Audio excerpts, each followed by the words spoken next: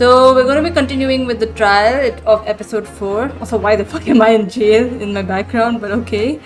Oh, I'm excited. I always love the trial part. It's been a while since we did the trial, so I'm excited. Okay, we don't really have a lot of like evidences or like things in the court record. Maybe they'll give it like during the trial. 20th February, 9:23 a.m. The Old Bailey, defendant's antechamber. Well, I never expected this. Who would have thought we'll be back here again so soon? We're on a study tour of Great Britain with the intention of learning the country's legal practices. In order to research the latest court procedures here, we need as much court experience as possible. Well, yes, I suppose that's true, but for the person in the dock, it may well be his or her one and only time in court, and it could be life-changing. In which case, treating it as research may seem a little crass. Oh, when you put it like that, you're quite right. Good morning! Is it Holmes? Oh no, it's not Holmes. Natsume? Ah, Mr. Natsume, good morning. Oh dear, are you alright? Your eyes are terribly bloodshot. The early bird catches the worm, as they say here in Britain. Yes, I've heard that expression. But I really don't want to catch a worm. So I tried desperately not to wake up early, but I was so worried I couldn't catch a wink. And now I'm absolutely exhausted as a result. Do all literary people take things so literally? Oh god. Thank you for putting your faith in us today, Mr. Natsume. I'll be alright, dude. Be fine. I wish I had 9 lives. My whole future hangs in the balance. I'm too terrified to tremble. But you are trembling. Really? Because I can feel tremors on the floor. I can't do this. I can't take this. Although, locum student Mr. Naruhodo Esquire. Yes.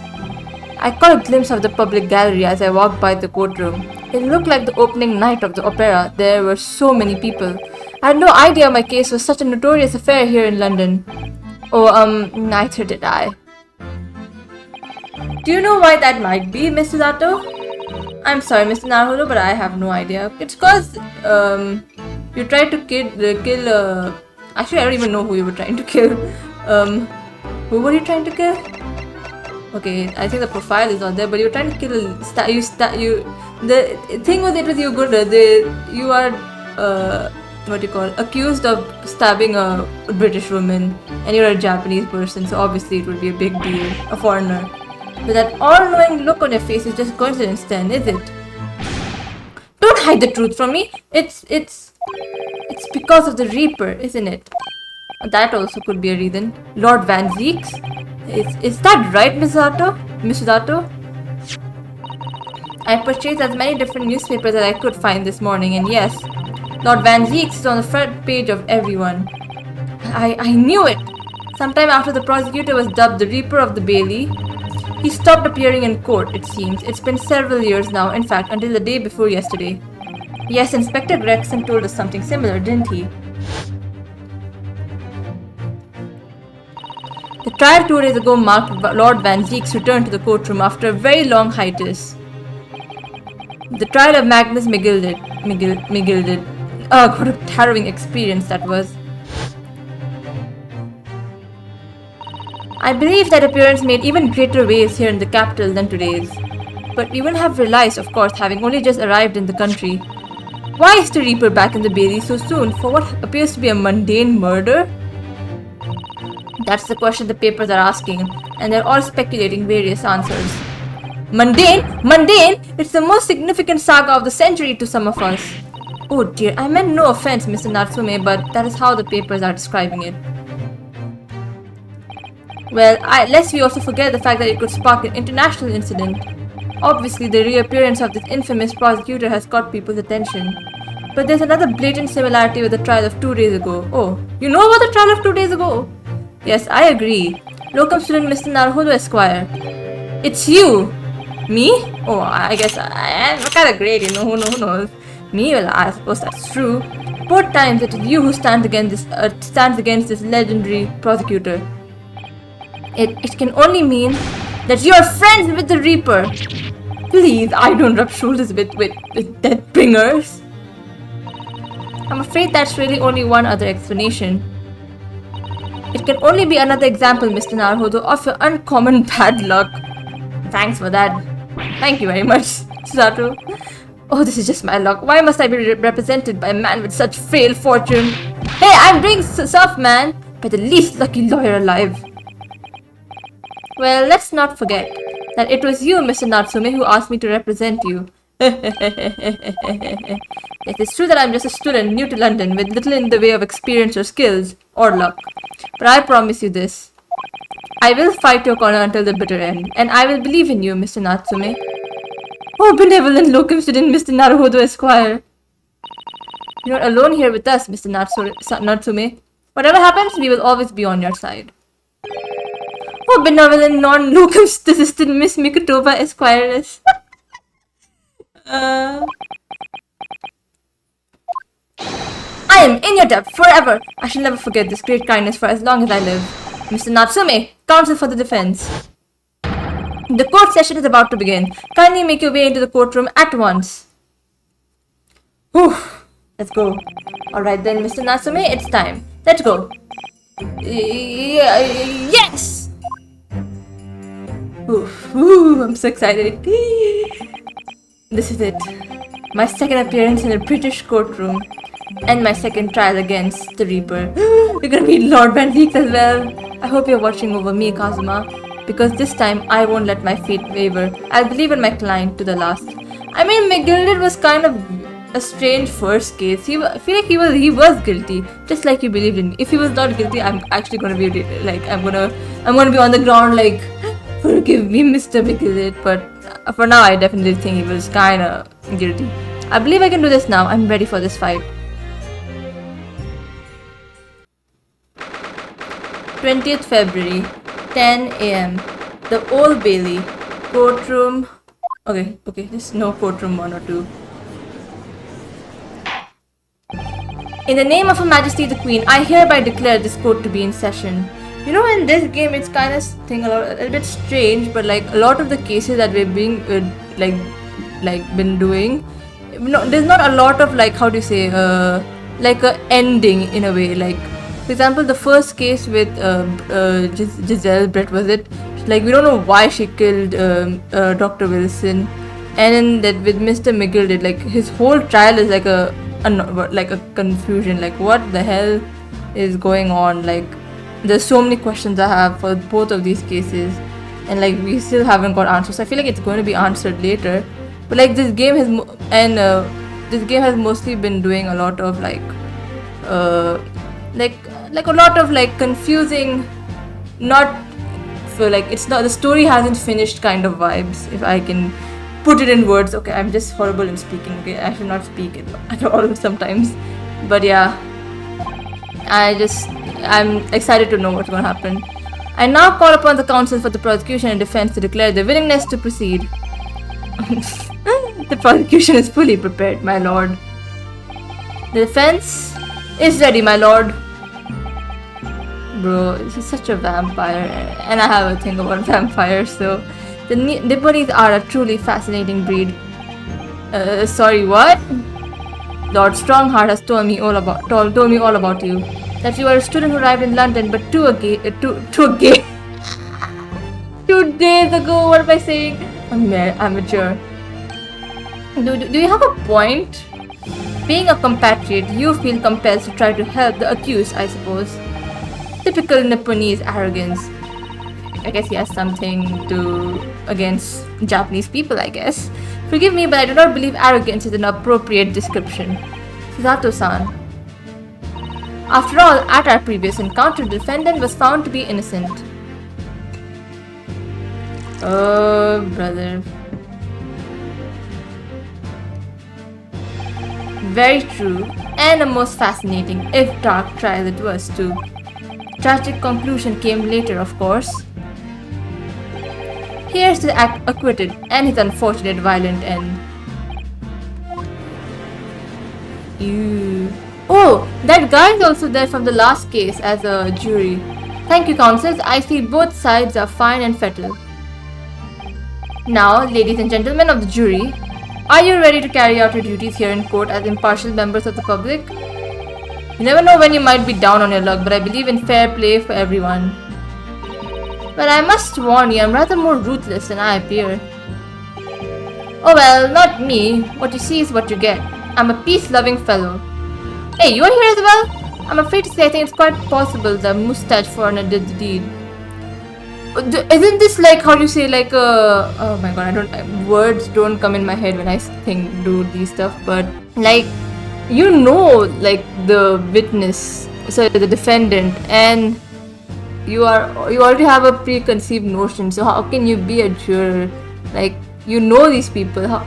What? This game? Come on, what are we waiting for? No doubt he did it anyway. Sorry? Didn't quite catch that. I wish I could do voices, but my throat does not allow me to. My throat actually dies.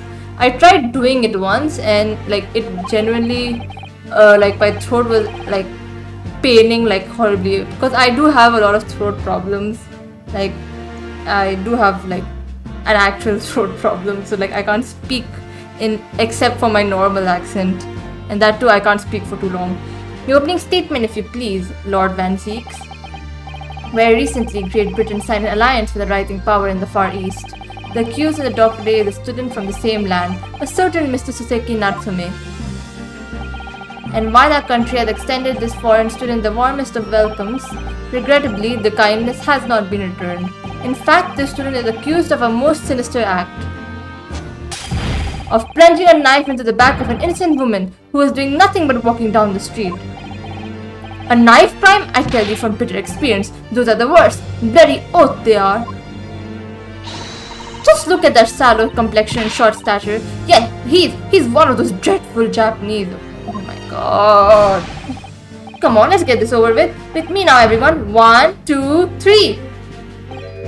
Sorry? Didn't quite catch that. Bro, we just started. Don't make a decision immediately. Pray forgive the discourtesy of smashing my hallowed chalice here in this great chamber. Allow me to call the first witness to the stand. Very well. Bailiff, lead the inspector in, please. Bailiff, back his PP. Oh my god, that meme. Oh god, I cannot think of the word bailiff and not think of that meme. Oh, inspector, what's up? Oh, is he like our, oh my god, what is his name? Dick Gumshoe. Your name and occupation, please? But he doesn't give Dick Gumshoe vibes. I think Dick Gumshoe is better. Yes, sir. Tobias Gregson, Detective Inspector at Scotland Yard. Would you please summarize the events of the case for the court, Inspector? The victim is thought to be a young woman in her 20s by the name of Olive Green. I beg your pardon, Inspector? Thought to be? Yes, having been stabbed in the back by her attacker's knife, the victim fell unconscious. That was 3 days ago now, and she's been comatose ever since. Oh shit. What? So they don't even know who she is for sure. Comatose, I see. But her life is not in danger. Fortunately for the Eastern student, the charge will not be murder. Pray elaborate on the details, Inspector. Sir, if I could ask everyone to look at the street map. Okay. As I mentioned, the incident took place 3 days ago at around 5 in the afternoon. Okay, 5 in the afternoon. It happened on the pavement running alongside Briar Road, a wide thoroughfare for horse-drawn vehicles. It had not long since stopped snowing as the victim, Miss Green, was walking down the street. Out of the blue, she was approached from behind by the accused and stabbed in the back. Luckily, the young lady's life was spared and she is currently being treated in one of the city's hospitals. But being unconscious as she is, we've been unable to take a statement from her, of course. This is the case file with everything we know about the victim so far. Thank you, Inspector. The court will accept the documents as evidence, if you please. Okay, a file containing an overview of the case and details of the victim. She was found with a knife in her back and is currently in hospital yet to regain consciousness. Okay, what of the weapon that was used? Sir, I have that here. It was removed from the victim's back. Ouch, that big thing is starting to make me scared to walk down the street now. With a heavy blade like that, almost anybody would have been able to stab the poor woman. Even the scragged-looking Suseki-san, I suppose.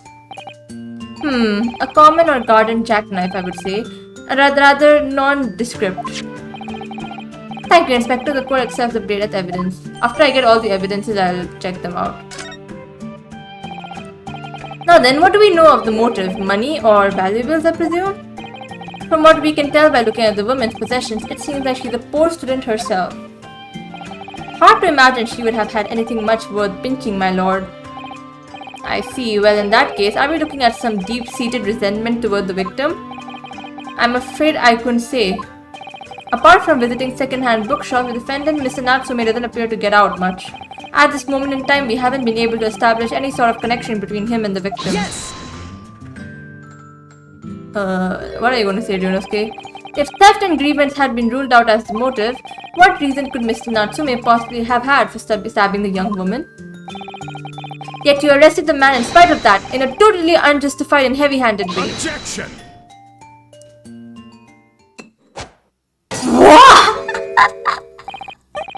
Bro, pray forgive the discourtesy of flinging a freshly uncorked bottle into the public gallery. But your words have soured its hallowed bouquet. For it is you, my learned friend, who is being heavy-handed here. What? Scotland Yard does not arrest people without good cause. That should be beyond question. Inspector Gregson, the prosecution calls for your formal testimony. Explain to the court precisely why the constabulary came to arrest a Nipponese student. Yes, sir. Before that, let's do the court record. Examine. Incident report details young woman rendered unconscious following a stab wound to the back. Victim, olive green, female, stout build, early 20s. Okay. Location, pavement of Briar Road, East Side. Reporting officer, Rolly Beat. The victim remains unconscious. Her name was gleaned from her personal effects. Other details are unknown. Apart from the single stab wound from the large knife, no other signs of injury were observed. The assailant was seen running away by the reporting officer and was successfully arrested the following day. Okay, I'll just examine this. I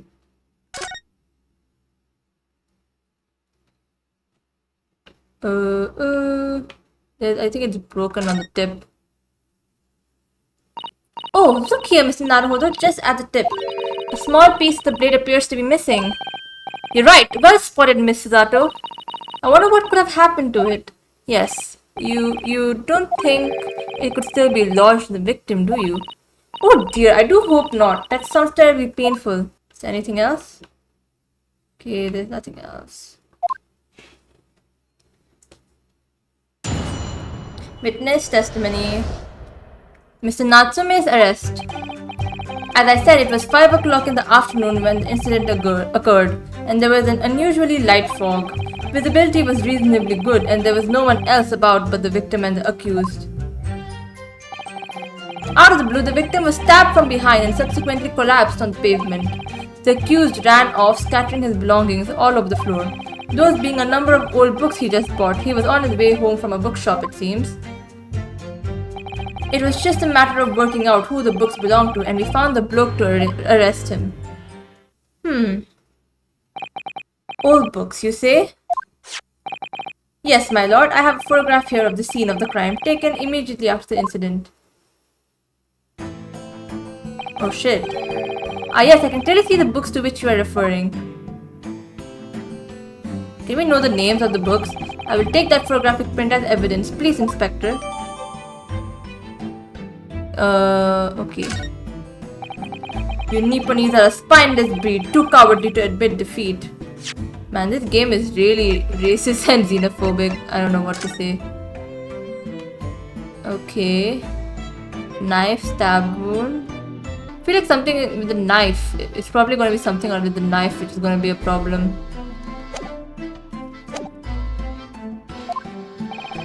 Denying everything despite overwhelming evidence to the contrary. Well, Forgive me, Lord Van Zeeks, but the defendant is not denying everything, as you put it. What are you doing, Mr. Sato? Do go on. Mr. Natsume has admitted to playing some part in the incident. Isn't that right, Mr. Naruhodo? Well, now you mention it. When we visited him in the prison yesterday, he did tell us that what had all happened. Like he saw the person getting stabbed, but he ran away. As I was walking along that accursed pavement, I could make out the sole silhouette of another ahead of me. A woman wearing a green overcoat she was, and just as I went to overtake her, she suddenly let out a little scream and collapsed onto the cold hard slabs of stone at my feet. I was terrified. I had to get away from there. So I ran as fast as my legs would carry me back to my accursed lodgings. A green overcoat?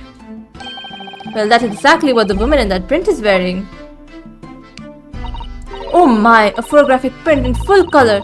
What will the world come up with next? The defendant has done nothing more than admit he fled the scene of a terrifying incident. That does not mean that he's guilty of the heinous crime of stabbing the woman in the back. There was nobody else there at the time, just the two of them, the victim and the accused. In other words, there is nobody else who could possibly have stabbed the woman. A fact that the accused concedes. It seems this cross-examination could prove to be pivotal, counsel. Proceed, please. Yes, my lord. Nothing for it. I have to use this cross-examination to turn the tables here. It's our only chance. Okay, let's go. As I said, it was 5 o'clock in the afternoon when the incident occurred and there was an unusually light fog. Press. Hold it! A light fog, you say? Well, light for London. You could see the opposite side of the street for once. Not much further, though. That's light, is it? Around these parts, yes. Not something I'd expect a Japanese fellow like yourself to know, of course. Where I live, in the winters, the fog is so fucking, like, it's not you cannot see a person in front of you. It's so bad. I don't think it's just fog, it's smog. There's pollution, very polluted area, like a lot of smoke. I've read that London is famous for its fog, but in my country people usually imagine that gives the city a rather beautiful appearance. How quaint. Yes, well, it's not something us Londoners tend to romanticize, as I expect you can appreciate. I see. At this time of year, the fog causes a large number of accidents, especially when it's heavy. Sometimes you can't even see your own hand at the end of your arm. Yeah, that's what I feel every winter. It's like that for us. Indeed, the other day I was very nearly trampled by horses before I could see the carriage they were pulling. Oh, it's not the sun and I should definitely remember to stop and look and listen. However, on the day that concerns us, the fog was somewhat lighter than usual. A fact no doubt lamented by the accused. Visibility was reasonably good and there was no one else about but the victim and the accused. Hold it! How are you able to state that with any certainty? Quite simply, my learned friend, because that is what the witnesses to this crime have told us. So aren't they the ones who... They're also there. There should be also suspects. Ah yes, Inspector Gregson mentioned the witnesses yesterday, didn't he? That's right. One of them is a policeman, I believe, from Scotland Yard. That is correct, ma'am. Oh no, we're back to not hitting the board properly. Then we must hear their testimony. The prosecution will of course call them to the stand, should it be necessary. But wait a minute. At 5 o'clock in the afternoon in the middle of winter, it would have been dark already. No matter how light the fog might have been, no one could have seen. I'm unaware of the situation on your tiny island in the east. But here in the capital city of Great Britain, all main roads are illuminated in the night by gas street lights. Ah! The prosecution believes there would have been ample light by which to witness the crime. Quite, here in London, for the first time in history, mankind has completely conquered the darkness. Which means we really need to hear those witness statements. If I could just get through the fog of this cross-examination, maybe we'll be able to. It seems the counsel for defense is taking stock. Continue with your testimony, Inspector. Out of blue, the victim was stabbed from behind and subsequently collapsed on the pavement. Hold it! From behind, you say? That's right. As you can see from this print. Yes, quite so, Inspector. The handle of the weapon is clearly protruding from the victim's back. And you say this poor woman, Miss Green, remains in a critical condition, comatose no less. I'm afraid so, my lord. Yes, she's being treated at Bart's. I was hopeful that she'd come around before the trial started so I could take a statement, but it wasn't to be. Yes, that is indeed a pity. It would have been most illuminating to hear the victim's own account of events. Luck is on your client's side, it seems. Huh? On the contrary, my client has been exceedingly unlucky. Your force of tone is seriously undermined by those disturbingly wide eyes, I'm afraid. Ugh. The accused ran out shattering his belongings all over the floor. Hold it! Mr. Natsume's belongings? I think you'll find it's all there in the photographic print of the crime scene. Yes, the 3 books on the floor. That's right, my lord. It's second-hand books they were. Irreparably damaged after falling in the snow, of course. The accused could easily have carried all 3 books in one hand, which means his other hand would have been free to wield a knife, for example. But that's such a stupid way. Like, bro, I'm holding books and then I stab from one. That's such a inconvenient way. Like, if I was a killer, I'd be like, man, why did I even try? That's so annoying. It's just like annoying. Yeah, it's just annoying. He's very clever, isn't he? What do you mean? He's made it extremely hard for you to assert that Mr. Natsume had his hands full with his books. He's managed to close the one avenue of escape we might have had before we even knew it was there. You mean to say that the defendant was holding his belongings as he thrust a knife into the woman's back? That must be what happened, my lord, yes. Those being a number of old books he just bought. He was on his way home from a bookshop, it seems. Hold it! The defendant apparently visits a second-hand bookshop on a daily basis. Yes, so I understand. A shop full of old English literature. I commend the accused on the lofty subject matter of his scholarly attention. The bloke's room was stacked floor to ceiling with those musty old books. Can you tell us more about the bookshop in question, please, Inspector? Well, if I must, I'll have to ask you to look at the street map again, I'm afraid. The closest second-hand bookshop to the accused lodgings is this place here, Bourbon Books. A little place on the corner of Briar Road and I don't know how to pronounce it, Mearsham Street. As it happens, the accused is currently living in lodgings on the other side of Briar Road at the opposite end, which means it doesn't take a genius to work out the route he would have taken home. Something like this. A street,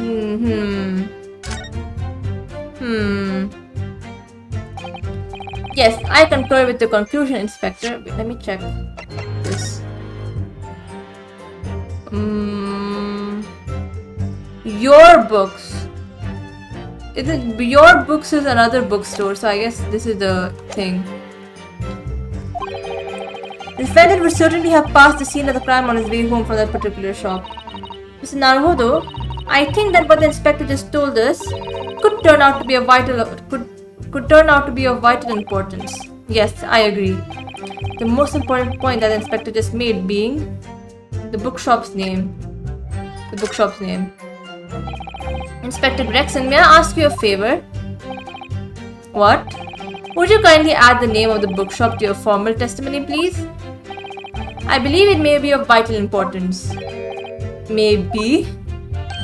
Oh, well, you know, I mean, yes, it could be a very important clue. Very well, not that I could see it being of any great insignificance, but please revise the testimony accordingly, Inspector. Yes, sir, my lord, whatever you say. Could the man be any more sardonic? He was on his way home from Bourbon Books, a second-hand bookshop he apparently patronizes. Let me hit this as well. So the shop is called Bourbon Books, is it? That's right. That's the closest second-hand bookshop to the accused's lodgings. And to get from there back to his room, he would have gone right past the very spot where the incident took place. If I could just confirm one point, can we be sure that the defendant really did visit Bourbon's books on the day in question. Well, we haven't actually confirmed it, no. You haven't confirmed it? Why the devil not, Inspector? Well, the thing is, the shopkeeper's gone on a trip, you see. Left morning after the incident to collect more stock, I'm told. So we haven't been able to ask the bloke if the accused visited his shop on the day in question or not. Well, in that case, what did the defendant himself have to say about it? No recollection. What? Are you stupid, Natsume? Don't even remember the bookstore's name? According to his statement he made at the time, the accused has no recollection of where he'd been. Of course he doesn't. Doesn't make us easy. Doesn't make our life. It just makes our life tougher. Oh my god. The bloke clearly has his head in the clouds whenever he's walking about town. He claims he just wanders into whatever bookshop he happens to be passing and rarely notices the name. I should say the man ought to learn to look where he's going at the very least. So, it's just as I thought then. Is something the matter? Inspector, you may continue with your testimony. Okay, I press the last one and then I can go back to that statement. It's a matter of working out who the books belong to and we found the book to arrest him. You asked for the help of the famous detective Sherlock Holmes to locate the defendant, I believe. Stuff and nonsense. Sorry? That jack in office, that busybody, just comes and sticks his oar in whether we ask him or not. But according to what I have here, Mrs. Sholmes was shown to the scene by Scotland Yard detectives. Well, that was nothing to do with me. The lads at the scene must have done it without my permission. Ugh! I tell them time and again, whenever something happens, send word to headquarters. Then follow your blooming instructions. I see. If that meddler gets his hands on any details, we'll all be reading it in Brand's magazine next month. And you can bet your last farthing that I'll be in there too, stripped of all my hard work on the case. Yes, Mr. Sholmes. No, Mr. Sholmes. Aren't you clever, Mr. Sholmes? That's all the thanks I'll be getting. Inspector, if the man is proving detrimental to the yard's activities, perhaps I should step in and deal with him? Ah! But he's getting money from Iris. It appears Inspector Gregson is lost for words. Yes, the Reaper's words carry a lot of weight, obviously. Could be carry a lot of words as well. Anyway, the point is, the little Japanese blokes already admitted it. He admitted that these books are all over the pavement as the scene were the ones he bought that day.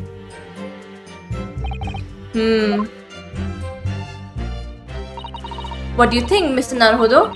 If you're unable to sway the jury during this cross-examination, I'm afraid that Mr. Natsume's fate will be sealed. Yes, they're sure to find him guilty. So one way or another, I have to expose an undeniable inconsistency in the inspector's testimony. Okay, now we can go to that statement. Yeah, this one. Present. And present! If I could just stop you there, Inspector Gregson. What is it, Sunshine? I'm a busy man, you know. This is a receipt that we found in Mr. Natsume's room. It was issued on the day of the incident and details the purchase of 3 second-hand books. And you found that in the accused's room, did you? Yes, but the point is not where the receipt was found, but the name of the shop printed on it. Go on. This receipt was issued from a bookshop called Your Books. Your Books, Y-O-R-E, I presume? Yes, my lord. So Mr. Natsume did indeed purchase a number of books at a second-hand bookshop that day. However, the bookshop in question was not Bourbon Books. Eh? What? Inspector, do you know of this other bookshop? Yes, sir. Your Books is another second-hand bookshop not far from Bourbon Books. It's just that... well, it's such a small place. I didn't think the accused would have known about it. But in fact, that is the bookshop which the defendant visited on the day in question. And this receipt proves it. Objection. Yes, for what difference it makes.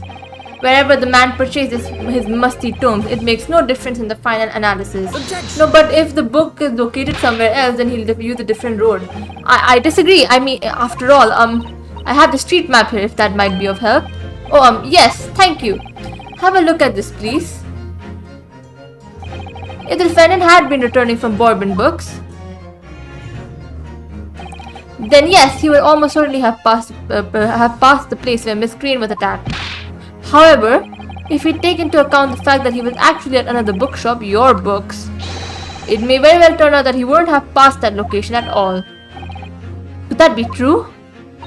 My, it rather depends on where this other bookshop is, but I do declare it may be a possibility.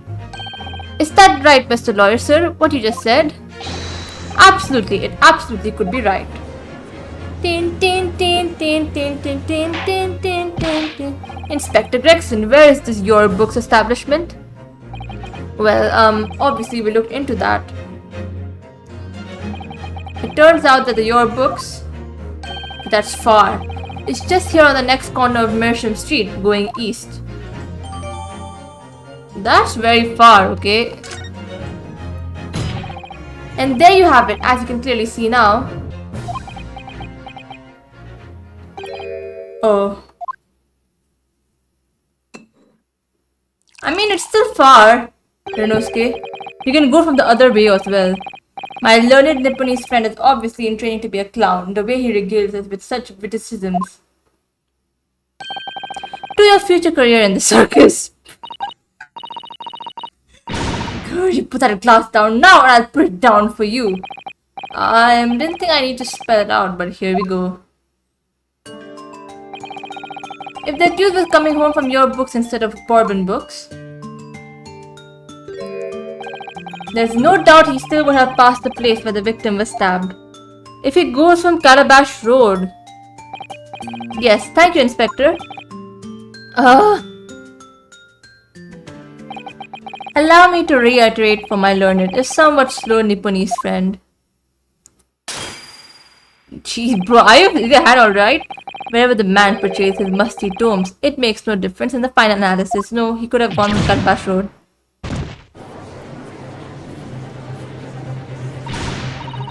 As I suspected, you can't fool me and I don't suggest you try. What did I say? I've had enough of this now.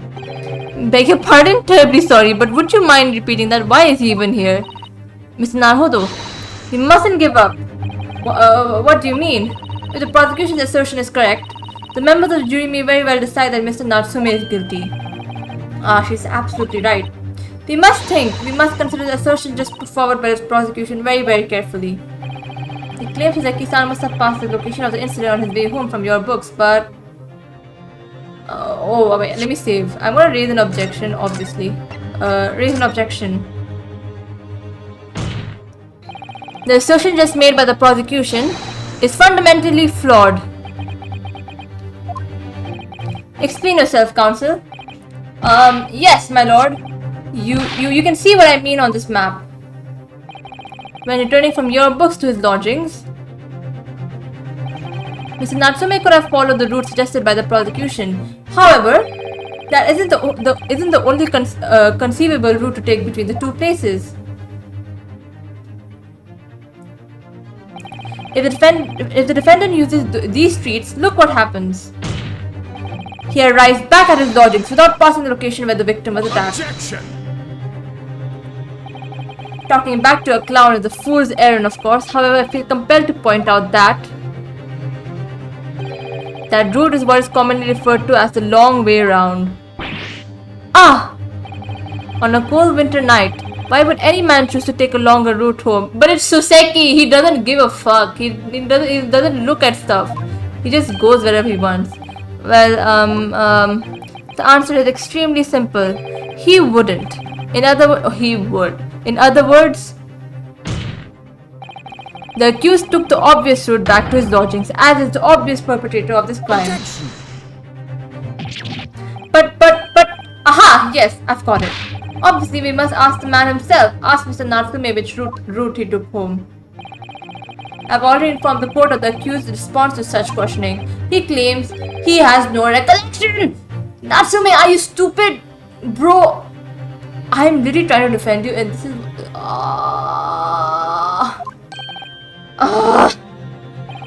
That's right. As I said, the bloke seems to spend his time outside wandering aimlessly from A to B. That day was no exception. He says he doesn't remember where he was or which route he took home.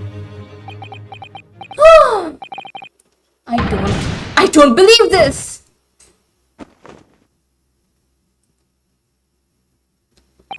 Oh, we'll get you, Lord Van Zeeks. I thank you, my learned friend, and suggest that we do not waste any more of the court's time by wandering aimlessly around this subject. Does Lord Van Zeeks as a voice actor? Hopefully we get like a scene with him. Pray, what say you insightful jurors? But even if that is the case, the defense still... Hold it! Who is holding what?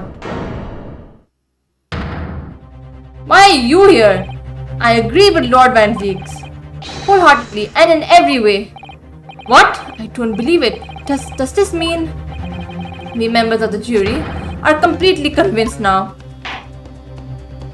But that guy also has something against me. We literally outed him for like him being in debt for Mr. McGill did. So like he has like a intention of fucking us over. So why is this game like this?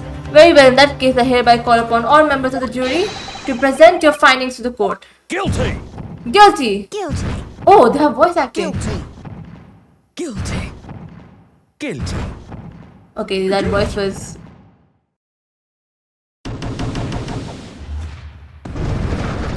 Okay, I guess we have to do a jury thing now. It will appear the jury's leaning is unanimous. Come on, Renosuke. To the insightful members of the jury, I applaud your brave resolve. You serve Queen and country admirably. Mr. Naruhodo. Don't give up, don't give up, don't give up, don't give up, don't give up. No, not yet. This isn't over yet. I still have one last chance to sway the opinion of the jury. God, my throat died. I have to tip the balance of those scales the other way. I have to turn this round. Somehow. And those are the eyes of Quarry, not yet willing to give up and die. Come on, Renosuke. So I presume you intend to wield your rights again in this trial? Rights of the defense written into antiquated British law that should have been buried long ago. Call it antiquated if you will, but it's the defense's prerogative to carry out a summation examination if it so chooses. Very well, counsel. In accordance with the letter of the law, we shall proceed with the summation examination. Are the members of the jury ready, Mr. Foreman? Of course we're ready.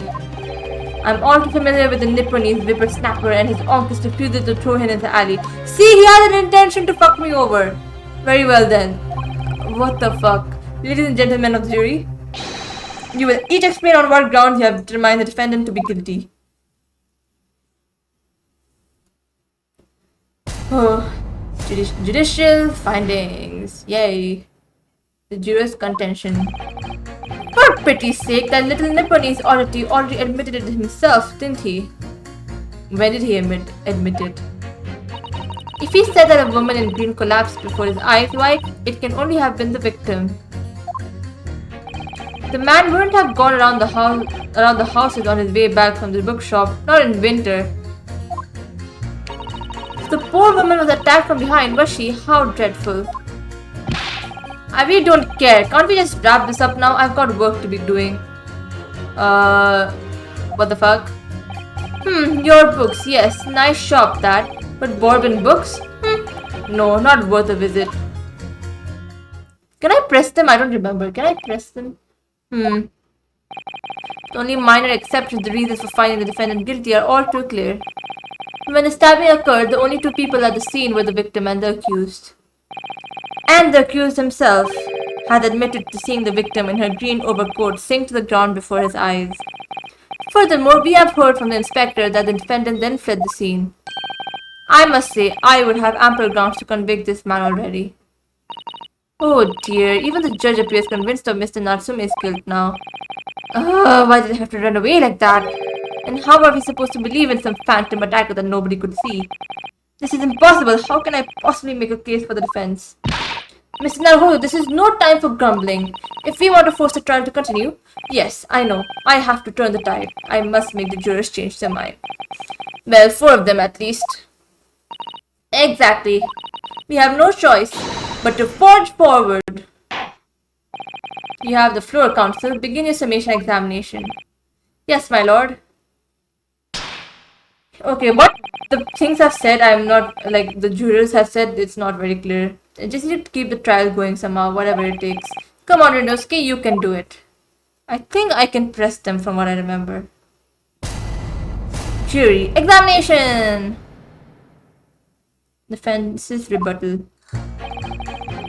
Okay, let's press. Hold it! Excuse me, but aren't you... Yes, that's right. I was at the witness stand myself just 2 days ago. Yes, I had a feeling I knew your face, or the side of it anyway. If I remember correctly, you're a banker, aren't you? That's right. After the gold rush down under, I came back to London to work. And it was all going swimmingly until you started frolicking around. Bruce Fairplay was a man of repute. Sorry? Don't think I've forgotten how you treated me the other day. You had me and that young hatter pegged as criminals. Oh well, you know, water under the bridge. And now there's all sorts of rumors buzzing around, and the police have been badgering me non-stop. If I could turn back the clock. Well, anyway, I don't know about the hatter, but at least I'm in the clear now. And free to make up my own mind about who's guilty and who isn't. Ha! Thank goodness. Alright, maybe I might struggle to change this man's mind given our awkward history. Oh dear, I wonder what's become of Mr. First now. Okay, let's ask you. Said that a woman in green collapsed before his eyes. Why it could have only been the victim. Hold it! You're right that at the time of the incident, the defendant admits to having seen someone wearing a green overcoat walking ahead of him. Well, quite, that's precisely my point. Clearly that someone wearing green was the victim. And clearly that funny little Nipponese man with a disturbing moustache is the culprit. But let us not forget, madam, the defendant vehemently denies attacking the woman. Why, of course he does. If he admits to stabbing her, his life is over. The man is obviously a liver-faced coward, honestly, claiming the woman simply collapsed before his eyes. But if that's a lie you're suggesting, do you not think he would have concocted something more credible? Oh, I really couldn't say. After all, you are foreign. Who's to say what goes through your funny little minds? I could tell you what's going through my funny little mind right now, but you wouldn't like it. I really declare the man has already made the admission. He himself has stated that there was nobody else around. Surely the conclusion is obvious. No one else could possibly have committed this awful crime. If no one else could have done it, the accused must be the man. Really, it couldn't be more simple. The argument is compelling in its simplicity, I must admit. Oh my, you're too kind, my lord. That went well for her. Let's ask you now.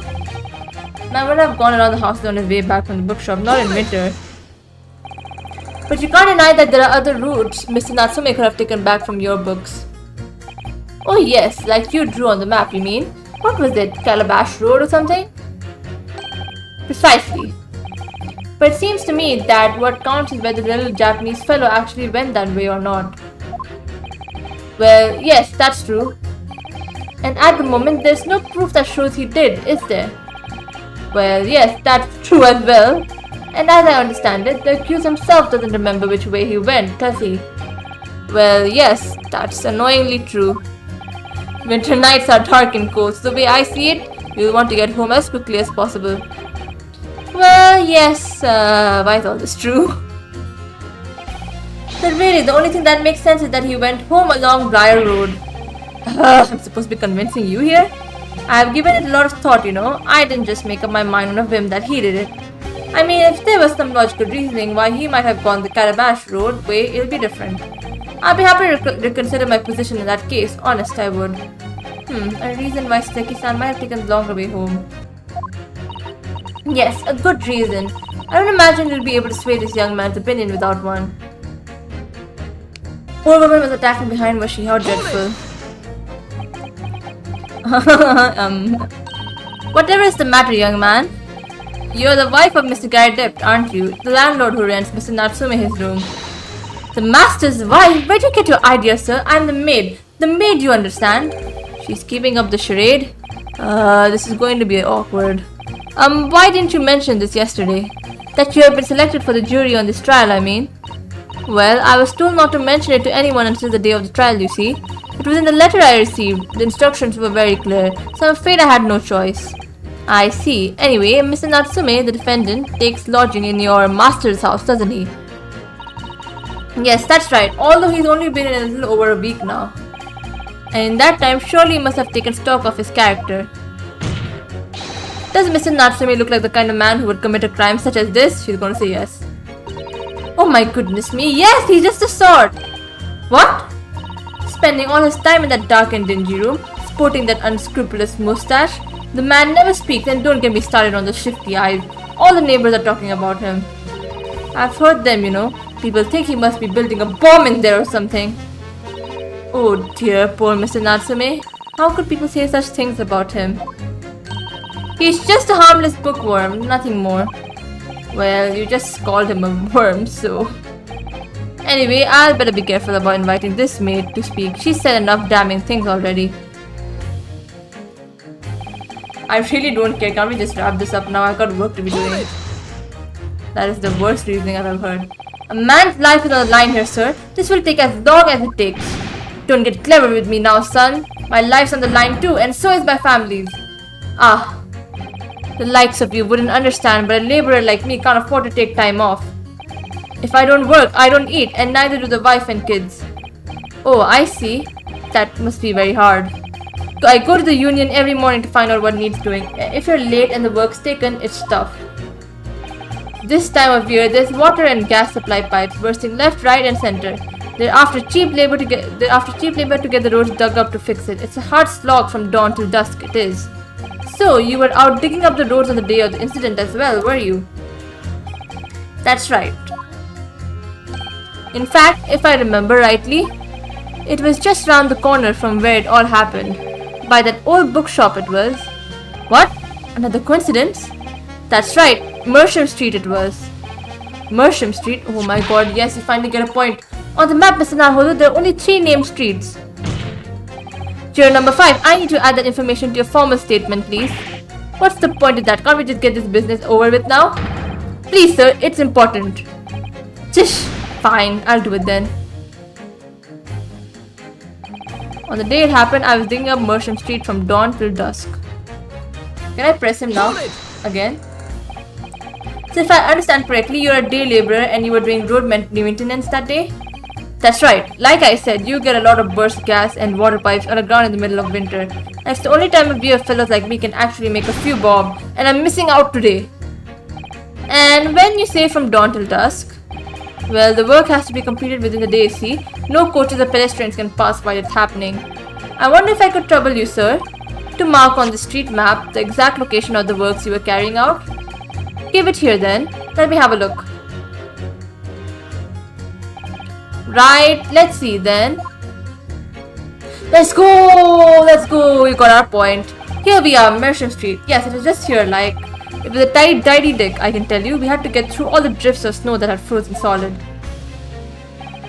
And at what sort of time did you finish the work? Well, we started in the morning, and we can't have finished before gone 6, I'll say. The snow had stopped coming down, but it was long past dark for sure. That means the road work was still going on when Miss Green was attacked at around 5 o'clock. Road works on Mersham Street, huh?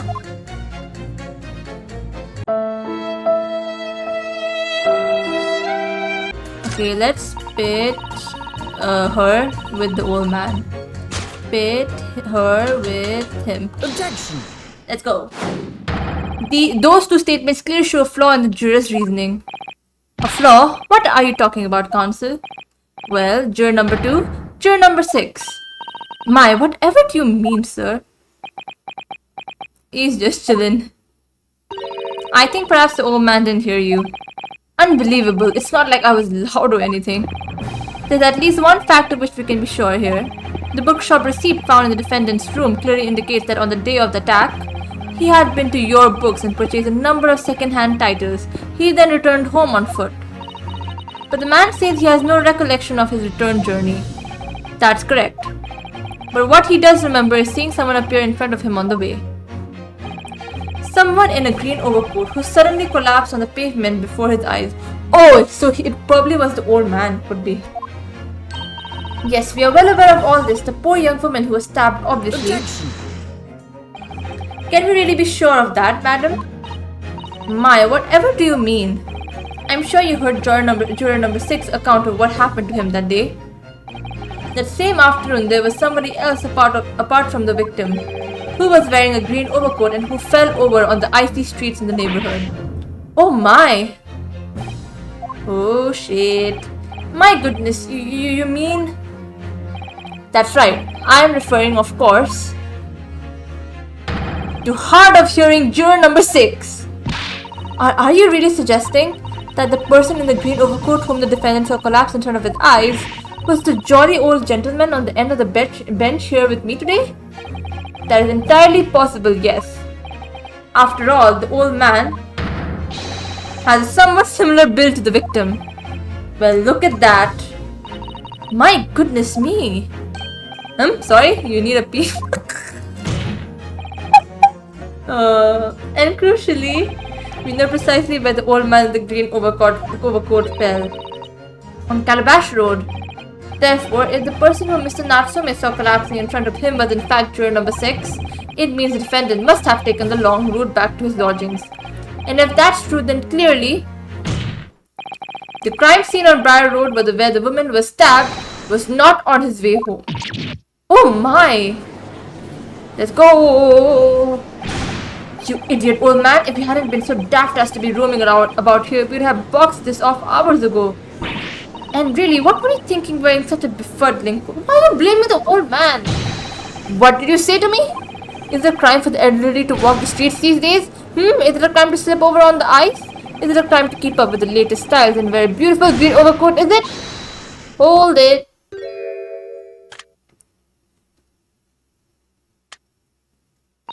My lord, I do hope it won't cause any inconvenience, but you'd like to change your leaning, I presume? I do declare that I would. I should like to call for a verdict of not guilty. Thank you. And I would too. What? Is it a crime to change your mind? Is it? Well? Yay! Thank you, old man.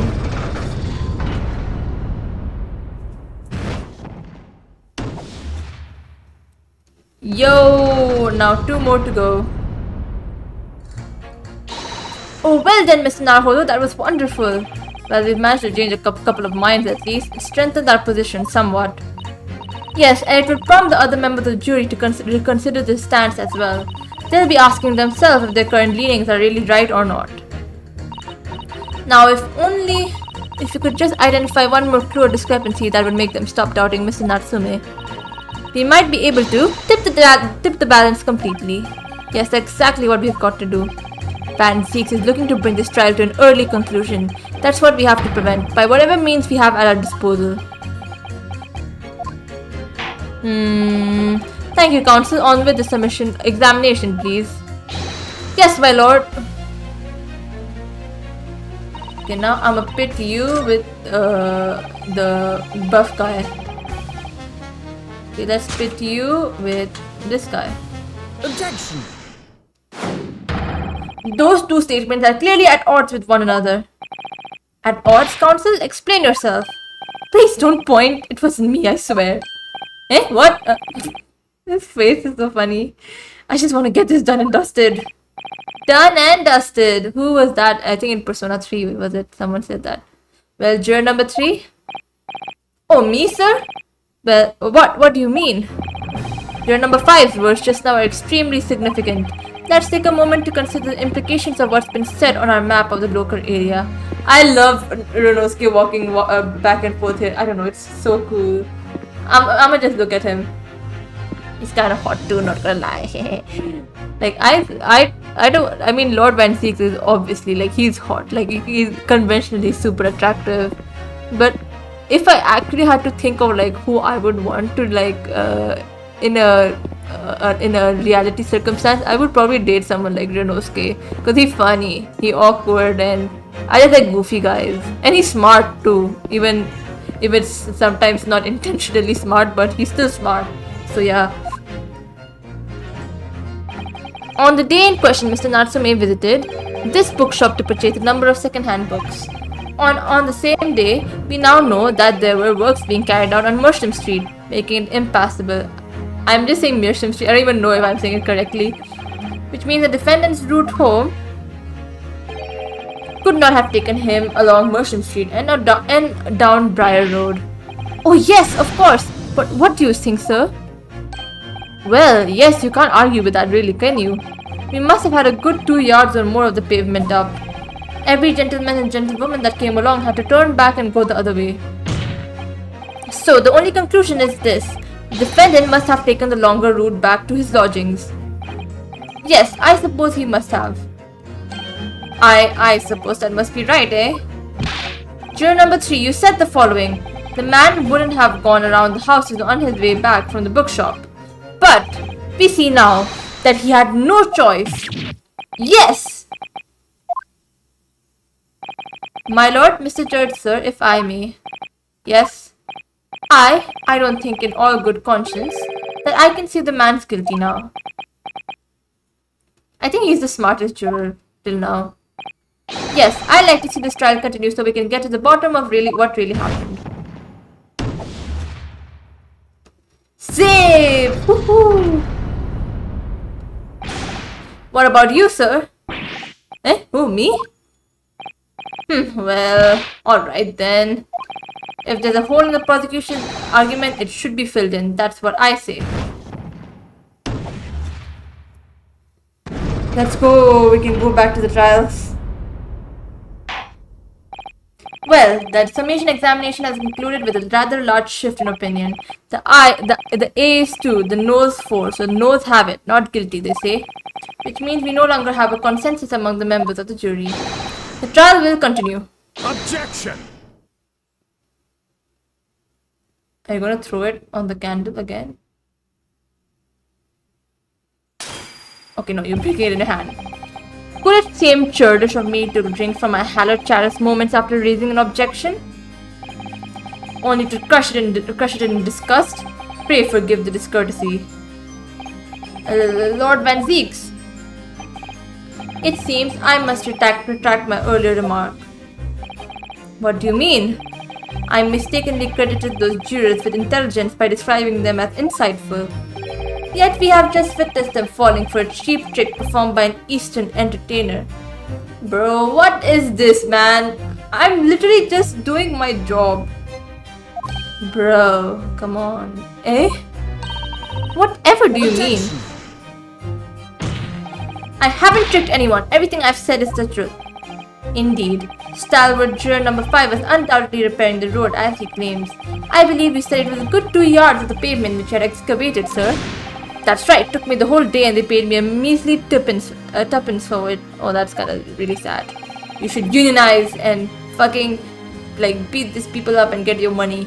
Now my learned okay, don't beat them up, like protest, I guess. But can you protest at that time when the queen was still there? I don't know. Now my learned Nipponese friend, tell me, do you have any notion of the distance that 2 yards represents? Well, if I'm honest, I don't have a clue, no. 2 yards is a little less than 2 meters. Oh.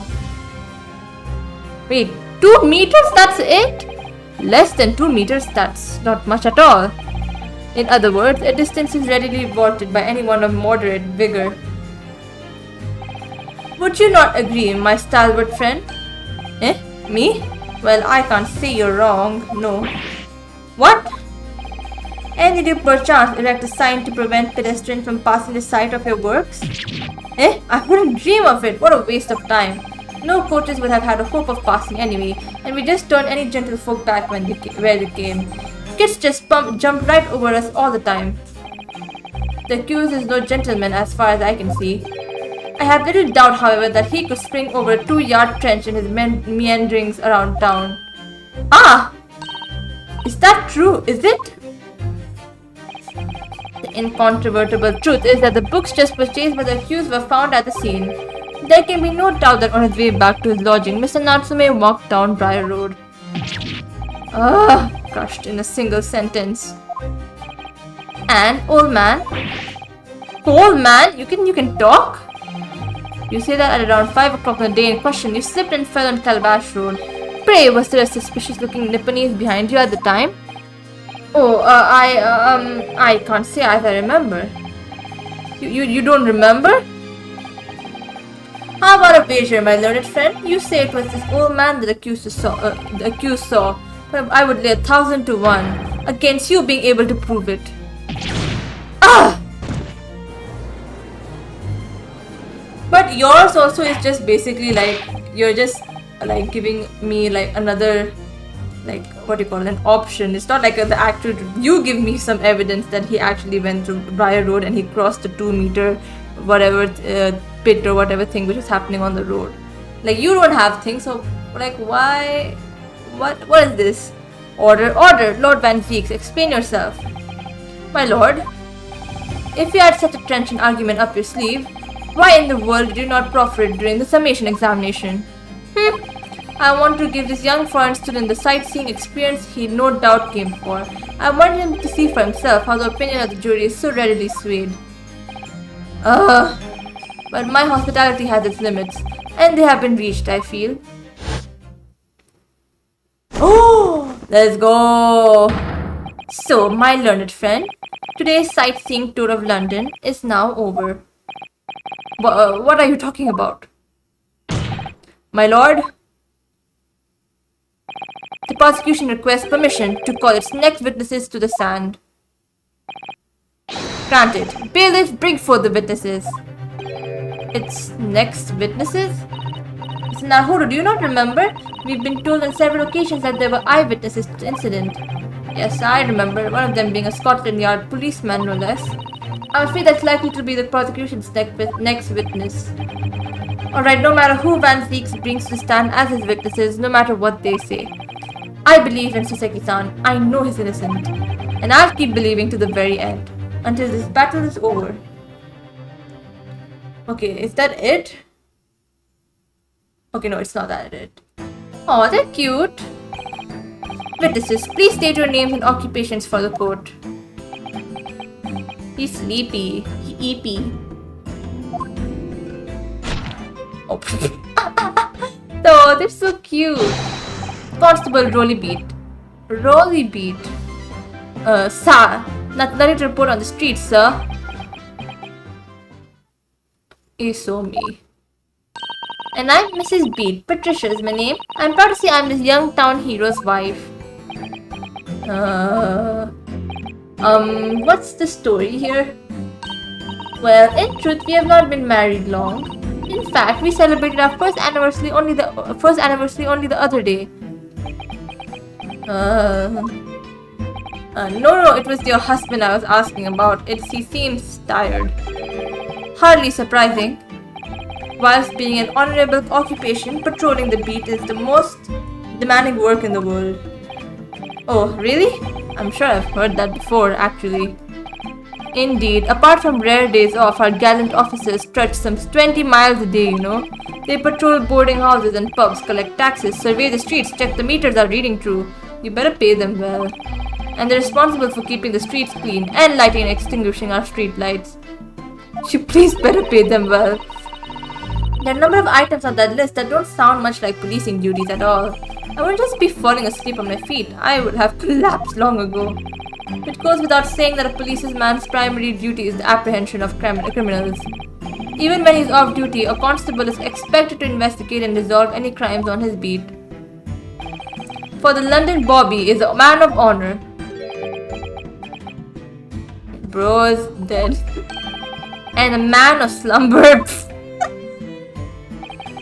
On the day in question, this man and his wife were walking down Briar Road in the opposite direction, and they witnessed the incident as it occurred. Is that not correct, Mr. and Mrs. Beat? I need to drink water, my throat is dying again, and I'm gonna start stuttering even more. That's right, sir. Isn't it drooly? Why is he even on the stand?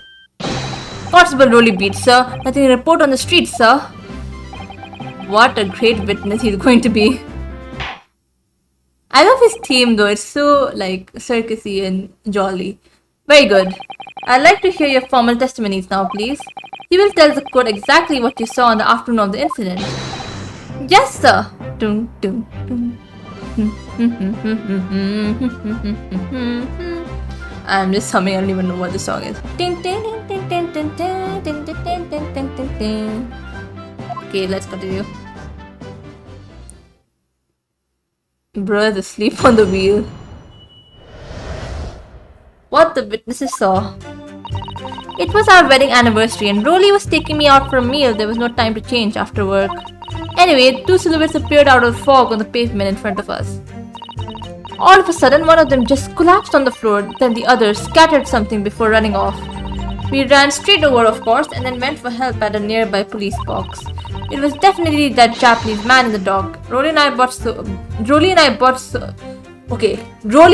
both saw him as clear as day.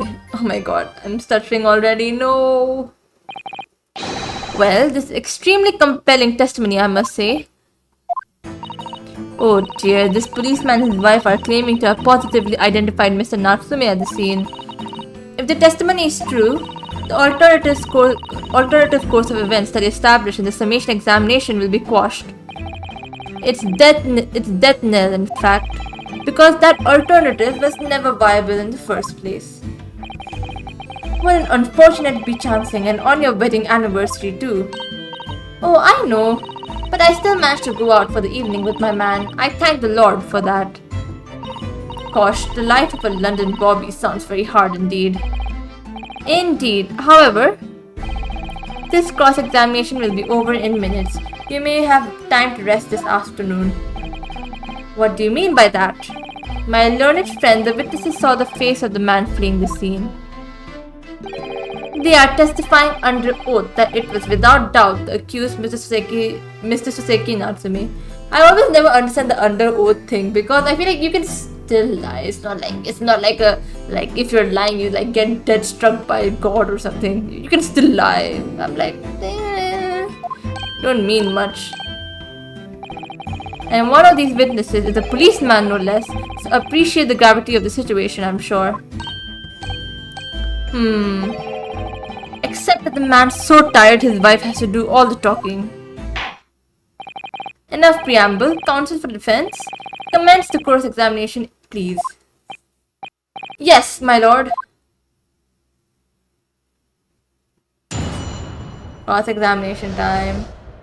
What the witnesses saw. It was our wedding anniversary and Rolly was taking me out for a meal. There was no time to change after work. Oh wait, sorry. Wait. Let's press. Hold it! No time to change after work, you say? Are you also a member of the police, Mrs. Beat? Oh no, sadly not. It's a job for strapping young men only. Women and children and the elderly can't even apply. Well, I think you can probably see why children and the elderly can't do the job, can't you? I think Rory looks ever so handsome in his uniform.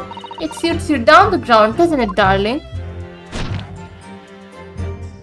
Aw, they're so cute together. What? I just finished my beat. Pat and I were heading back to the station. I was actually planning on getting changed there. Is he talking in his sleep? This is creepy. Oh no, Rolly, I much prefer you in uniform. Sometimes I don't recognize you when I see you in plain clothes. Oh dear, that doesn't seem healthy. She has a police kink or something. Kindly adhere to the point. You were going for a meal after you had finished your beat for the day, correct? That's right, sir. Yes, although I was fit to drop, to be honest, after spending the whole day on my feet. But policing is my life, sir. As long as I'm the proud owner of this, I'll serve my city and my queen to the end. What's that now? My warrant card, sir, proves that I'm a London copper. It has the noble founding principles of the force written on it as a reminder to all us policemen of our sworn duty to patrol the streets of London town and uphold the peace of the common man. Ta! And for such a good noble cause, I cover 20 miles every single day without fail and without a grumble. Because I know that the prodding of my boots is all Londoners need to hear to feel safe and secure. So, fighting crime doesn't appear to come into it then. But sir, just on that one particular day, I was looking forward to celebrating my wedding anniversary. Mrs. Beat puts up with a lot being married to a bobby like me. Aww, I want to show my dear wife how much I care. Oh, they're so cute. Oh, Bat. Oh, Rolly. Oh my god. That's so cute. Oh, what a charming couple. Their young love is such a joy to behold. If a little over the top, perhaps. Rinose is just jealous, man. But I can relate to Rinose. And then kindly describe what happened next. Anyway, two silhouettes appeared out of the fog on the pavement in front of us. Hold it! Two silhouettes? That's right, they were coming towards us, walking up Briar Road in the opposite direction. There was a rather plump figure followed by a scrawny, thin-looking man. That does sound exactly like the victim as pictured in this print, and like Mr. Natsume. Yes, unfortunately it does. And you're certain that at the time there was nobody else nearby? Oh yes, quite certain. It was dark, but there are streetlights on Briar Road, you see. There was nobody else around at all. Isn't that right, my darling? Oh no, it's gonna be a long one. Yes, that's right. Of course, there was a light fog on the ground. But Briar Road is dead straight and you could see a fairly long way down the pavement. And then there's the street lighting as well. I didn't see any other pedestrians. Before sleep takes a firm hold, your answer, please. Mr. Beat, are you quite sure of what you've just said? Yes, sir. As a cop who spends all day every day keeping watch on the streets, I swear to it, sir. I'm as sure as my love for Patricia is true. Oh, Pat. Oh, Rolly. Oh my god, they're so... This is going to be old very soon. They're still maintaining there was no one else around other than the victim and the attacker. It's starting to seem like that must be how it really happened. It's beginning to seem like there's nowhere to run. Well, that didn't stop Mr. Natsume, did it? He fled the scene all too convincingly. Thank you. I believe we have a reasonably clear idea of the situation just before the incident now. What happened in the crucial moments that followed? All of a sudden, one of them just collapsed on the floor, and the other scattered something before running off. Oh wait, oh sorry, I forgot to press. Hold it! Scattered something? What do you mean by that? Oh well, I couldn't quite make out what it was at the time. But then when we got closer, we realized what it was. Didn't we, darling? Ayaya. What? Yes, that's right. It was some old books. I see, old books. Yes, sir, the culprit had dropped a number of them, all around where the victim lay on the pavement. Indeed, as clearly pictured in this photographic print. That rotten Japanese man did that when he did the deed. Let's not forget that it remains to establish that the defendant was indeed the attacker. But we saw him, it was the man in the dock without question, sir. The mustache, the hunched back, the cat-like eyes, the stout mouth, the snub nose, everything. Any more insults you want to throw in? That's right, he looked down at that poor defenseless woman with those terrifying intense eyes, and then suddenly threw his books onto the pavement and ran away. I see. This is tough. They seem as though they're telling the truth here. May I remind the court that an ambiguous testimony comes from a policeman and his wife? Policemen do commit crimes. Lord Van Zeeks, I don't know if you know about this. Now please continue. Yes, sir. We ran straight over, of course, and then went for help at a nearby police post. Was it your husband who went to fetch help? No, I went. I may not be a police officer myself, but I am the proud wife of one after all. Isn't that right, my darling?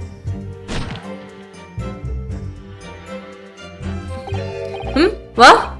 Yes, that's right. I asked Mrs. Beat to go. I was off duty by that point. But a Bobby's never truly off duty, of course, so I felt obliged to stay and guard the scene. Very laudable, Mr. Beat. Preserving the scene of a crime is a task of considerable importance. That's why I sent Patricia, you see. I told her where to find the right police box. Forgive my ignorance, but what do you mean exactly by the right police box? Depends on the crime's location, you see, as to who deals with it. Where the woman was stabbed wasn't actually on my beat. So I told Patricia the way to the police box for the beat the incident fell under, so she could go and report it. I ran there as quickly as I could and asked for help from the Bobby on duty. There's nothing more potent than a young couple in love working together, you know. And thanks to your swift response, the case was quickly resolved, the actions of two model citizens. Oh please, you're making us blush. Isn't he, darling? I mean, yes, he is blushing from coldness. Yes, sir, what Patricia said, sir. Let's move on, shall we? It was definitely that Japanese man in the dog. Brody and I both saw him as clear as day. Hold it! My words are slurring. This is not good. But surely you wouldn't have been able to see his face by the light of the gas street lamps, would you? We absolutely could. Us Londoners have exceptional eyesight, I'll have you know. Right. The light from the street lamps is more than enough. And my husband already told you that the fog was only light, didn't he? Ah, yes, and what of the fog? We are famous for it across the globe, I believe. It's an absolute menace to those of us who have to live with it, of course. Oh, it is. When it's thick, you can't even see the hand at the end of your own arm. Yes, alright, I take your point. Now could you stop shaking your husband about? The constant fog makes our eyes very sharp, you see. That's why we can tell you for sure and certain that it was that little Japanese man we saw. Can't we, darling?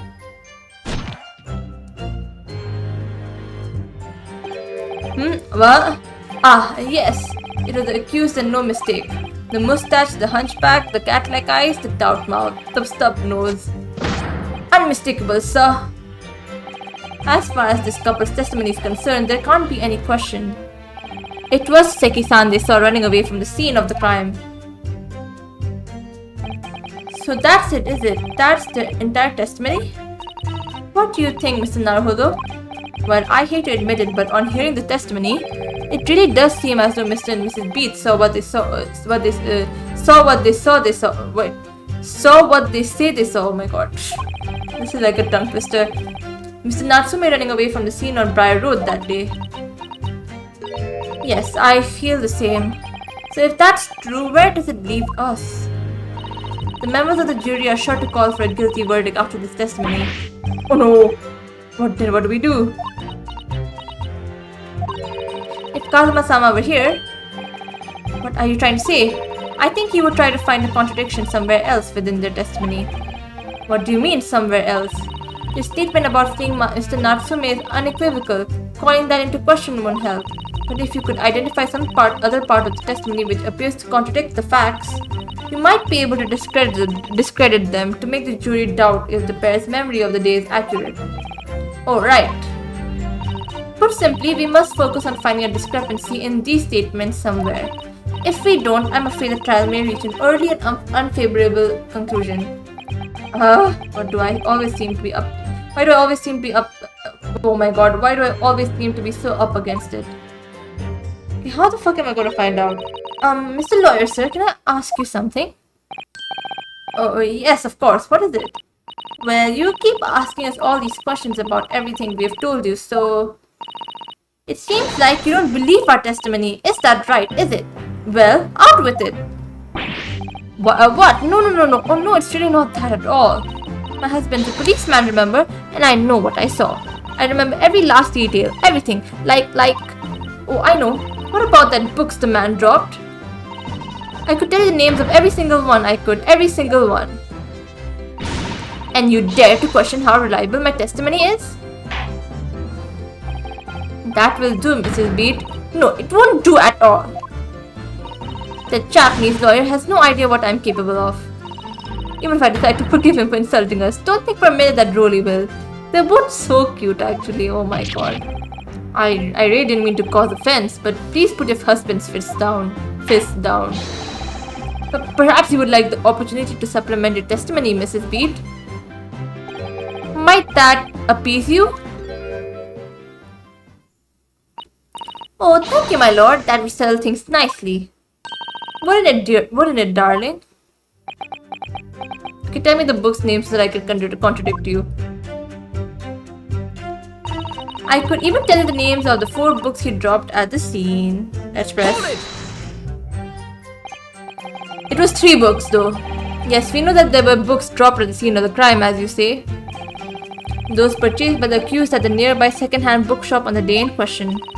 After I went to the police box for help, I decided to have a good look over the area for good measure. I'm a proud policeman's wife after all. I did it for Rolly. And what was your husband doing at the time? Oh, he was lying face down in the snow, getting some well-deserved rest. He works ever so hard, you know. Ever so hard, don't you, my darling? Interesting way of guarding the scene of the crime. Well, Mrs. Beat, seeing as you've regaled the court with tales of your powers of recollection. Bro, I'm the only one with powers of recollection, not you. Would you ever be so kind to recount the titles of the books you observed at the scene? I'll be happy to. Now, are you all listening? There was the picture of Monsieur somebody or other, and what's it yearnings? Then there was a meal for someone, and the last one is definitely the thingamy something. You see? Oh god. Wait. I see there are 1 or 2 holes in your memory. Let me check. Yeah, there were 3 books only. Oh well, they were along those lines, I'm quite sure. There were indeed books found at the scene with titles along those lines, as you put it. Oh wait. Are there 4 books in the thing? No, there are 3, unless there's 1 in the bag.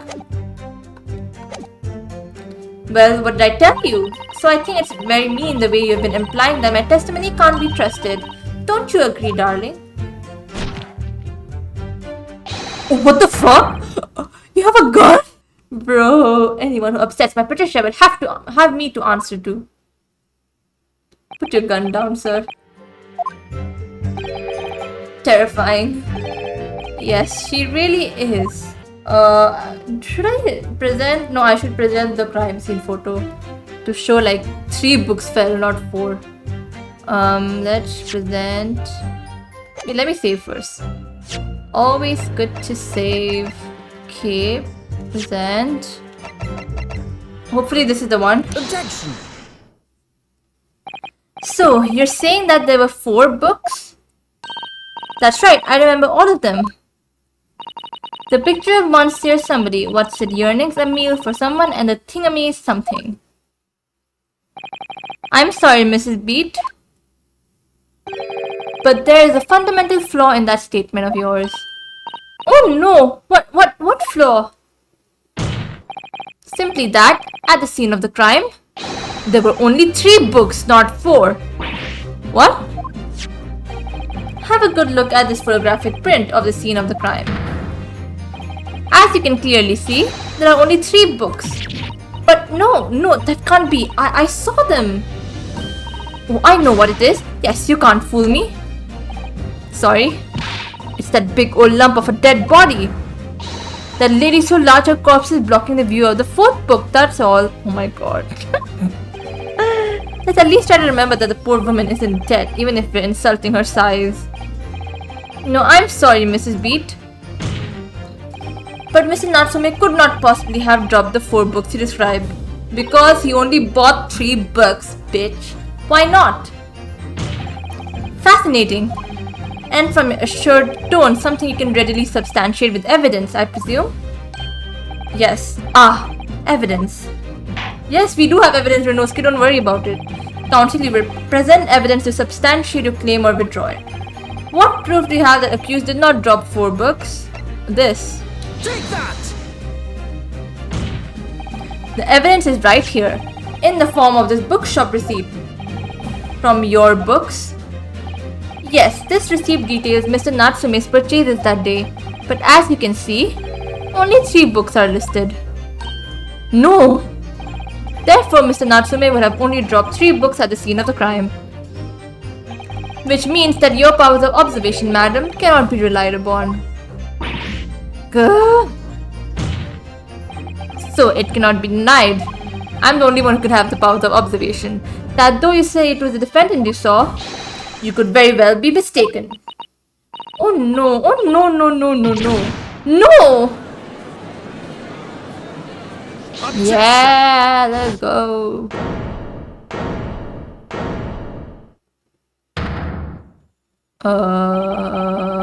It's plainly evident. It is your powers of deduction that cannot be relied upon, my learned Nipponese friend. What? What cannot be denied is that these two witnesses saw the accused running from the scene, a fact that you know very well you have no hope of disproving. Yeah, I was thinking about that. I was like, bro, how's the books related to like them seeing like Natsume running away? So you have striven to avert attention from that by dint of in some inconsequential discrepancies. Would that be fair? He sees right through me. But your plan has somewhat recoiled against you. What are you talking about? It's quite simple. Let me explain with a toast. To the policeman's wife, an entirely accurate testimony in every respect. Oh! You see, the matter is not up for debate. At the scene on Briar Road, a total of 4 books were most definitely found. But what about the photographic print? It only shows 3 books. Quite right, only 3 can be seen in that print. That print? You mean to say there's another print? You could have brought that out sooner. Allow me to present another, one that shows the victim's hand. I don't believe it. It's the 4th book. As you will observe, the 4th book was hidden from view in the original print by the victim's torso. But you didn't give me that evidence. So obviously my powers of deduction will only be in the boundary of what you gave me. You are giving me this now, so obviously I look like a dumbass now. But you didn't give me this before. Otherwise I would have not ever made this assertion before. Van Cheeks, why are you like this? Why are the prosecutors always like this? No. No! Oh, brother. Why do we always get into this stuff? Order, order! There, you see? You see? Look at that. Look, look, look! Yes. It's just like I said, isn't it, my darling? Yes, sir. Patricia's always right, sir. Let us study the receipt for the books purchased by the accused on the day in question. Mrs. Beat, the titles once again, if you please. Oh yes, of course. The picture of Monsieur somebody or other. The picture of Monsieur Lecoq. What's it? Yearnings? Canterbury yearnings. A meal for someone. A meal for Gabriel, in fact. As the court has just heard, the witness remembers the book titles flawlessly, save for a few minor details. Mrs. Beat's powers of recollection can only be described as exceptional. Did you hear that, Rolly? The gentleman paid me a compliment. Yes, sir. Flawless, sir. Patricia is always flawless. But there are only 3 books on the receipt, and Mrs. Beat mentioned 4. There's nothing surprising about that. Clearly, the 4th book is that which is shown in this photographic print. Could belong to the victim. I'm sorry, counsel, but does that not seem odd? Why should the 4th book be omitted from the receipt? It's not odd at all, my lord. As the photograph clearly shows, the 4th book was found in the victim's clutches. In other words, it belongs to the victim. The victim was holding her own book? I wonder, what became of that 4th book? Obviously, it wasn't overlooked by the investigating officers at Scotland Yard. I have it here as evidence. You will submit that and the aforementioned photographic print to the court, please, counsel. My pleasure, my lord. Okay, we got this crime scene photograph 2 and the 4th book. Okay, now on to investigate it. The prosecution rests. While you're resting, I'm gonna just do some checking out of stuff. The thing is burnt. That's the first thing I saw before. Okay, let's examine this. Very burnt. Oh, look at this! The book has been badly burned. You're right, you'll never be able to read it. You'll never be able to read it in this state, especially not the latter pages. What a terrible waste. Judging from the scorched edges of the paper, I think the damage must have occurred very recently. A book recently damaged by fire. Why does that seem to raise a red flag with me? The back cover is badly burned. Now let's talk about this. Let me see. It's a book entitled The Lion's Pride. I'm afraid I don't know any English literature at all, so it wouldn't be something I've heard. Wait a minute. The Lion's Pride? That's strange. I think I've heard of a book by that name before, and very recently too. Was it with the Gary Depps? I don't even remember. It's a title I recognize too, Mr. Naruhodo. The Gary Depps were talking about it. They were talking a lot about lions. I have nothing further to add. What? You seem surprised, my learned friend. But your resistance until now has been in vain. Entertaining, yes, but futile. The spurious longer route to the accused lodgings that you tried to establish in your summation examination, and the attempted discrediting of the witness's powers of recollection in your cross-examination. Futile? I walked right into this, didn't I? You see, everything we've said is true. Isn't that right, my darling? Yes, Pat. Marry me, Pat. And you guys are already married. So perhaps the ladies and gentlemen of the jury would like to reconsider their positions. Should the court waste any more time on this Nipponese travesty? Are we going to do another jury examination? Or is the decision you have to make all too apparent already? You have heard all of the witnesses and seen all of the evidence. This trial has run its course. Mr. Naruhodo, I'm afraid we are in a terribly precarious position. I know, but if I fight back in the wrong way now, I could very well just make matters worse. Think, Ryunosuke, think. What do you do now? I'ma save. I always raise an objection. Objection? I'm not done yet. No, my learned friend, it's over. That last cross-examination was your final chance to establish a credible defense, and you failed. The die has been cast. There is no more room for debate. Well, it might be over as far as you're concerned, but I got nothing. Ugh, I can't think of what to say. If I may, Lord Van Zeeks, it seems somewhat boorish to close down the debate at this point. Your insignificant little Eastern Isle must be a lawless hole indeed, for a lowly judicial assistant to have the audacity to intervene at a moment like this. Oh! No, Susato, don't do that. What's wrong with you, Lord Van Zeeks? Oh my god! You hurt my Susato. I am, to my shame, still a very inexperienced lawyer. So you will have to forgive me, but I consider my assistant's advice essential and her opinions invaluable. Thank you, Ryunosuke. Mr. Naruhodo. One of this land's great guiding principles is tolerance. So the court will hear you, madam. Go ahead, Miss Susato, please. Very well. Pray, what insight can you give us? What have we all overlooked in this matter that you see fit to pursue further?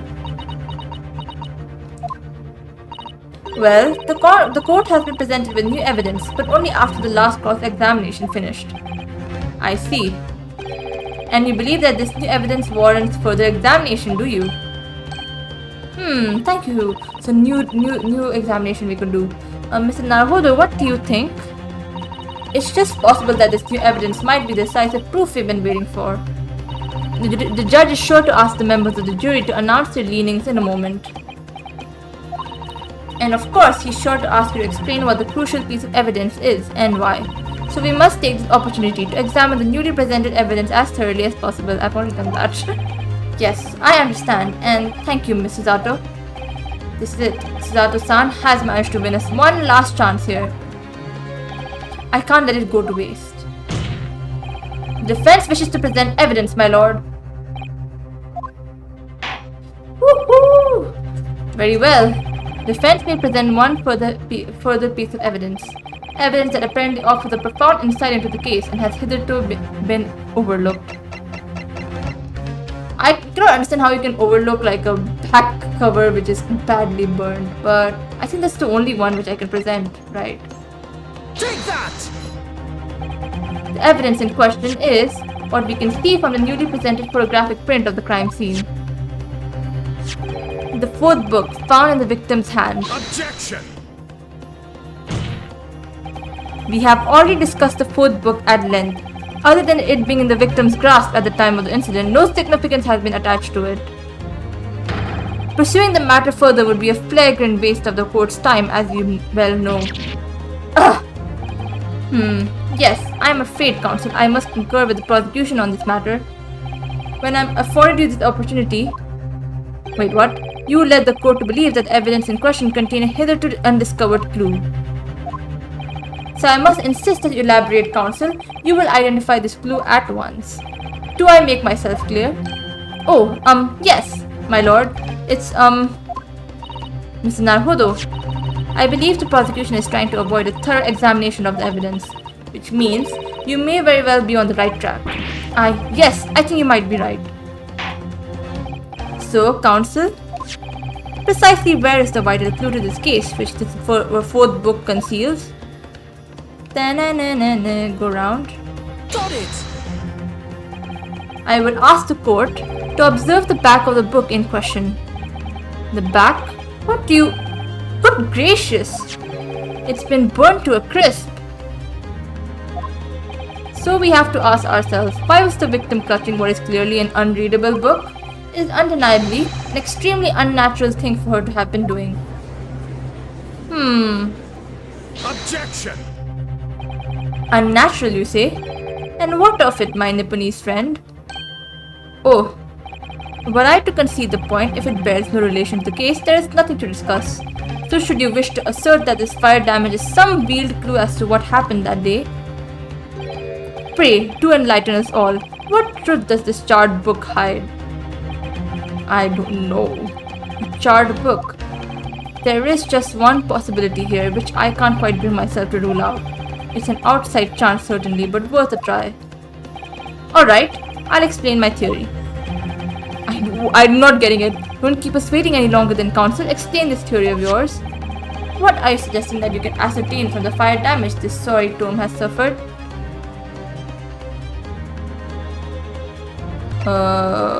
What? I'm assuming it's its owner? Like, she's the owner or something? Its owner? My lord, the burn on the back of this book reveals a startling truth. Okay, I'm right. About the book's owner. I beg your pardon? But we already know who the book belongs to. The victim was gripping it in her hand as she fell to the floor. After all, it's obviously hers. Okay, no, it's not hers then. The question of how this book came to be in the victim's hands has yet to be answered. However, as to the question of who the book really belongs to and where it originated, the defense has very credible answers. I don't know. I have no clue. Good gracious. Oh wait! It's the Gary Depps. Good gracious, how can you possibly... Very well, I'll play along with this futile attempt to delay your inevitable demise. But do remember, the members of the jury may well burn you if your little gamble goes oh, it's... Oh, oh my god, they were throwing books at... like, Mrs. Gary Depp was throwing books at him, so the book fell into her hand. Oh god. Oh shit. That was the thing. Counter defense's response here is very likely to influence the final outcome of this trial. So tell the court, who do you claim is the owner of this burned book? I think it's John Gary Depp. Yeah, the exact... Oh my god, my brain... I'm so enlightened right now. So, Mr. Gary Depp, present! The answer is that the book belongs to the couple who own the house where the defendant has his lodgings. A certain Mr. and Mrs. Gary Depp. The landlords? And whether this is some extraordinary coincidence or some kind of fate at work, I don't know, but of all the people in London, one of the 6 chosen for jury duty in this courtroom today is none other than Mrs. Garrett Depp herself. Oh my goodness, me? I think you must be mistaken, sir. I'm not Mr. Garrett Depp's wife. I'm his maid. Things would be so much easier if you would just drop the pretense. Alright then, how about a simple question for you? Have you ever seen this book in Mr. Garrett Depp's house? I would never presume to know all of the books he keeps, sir. Objection!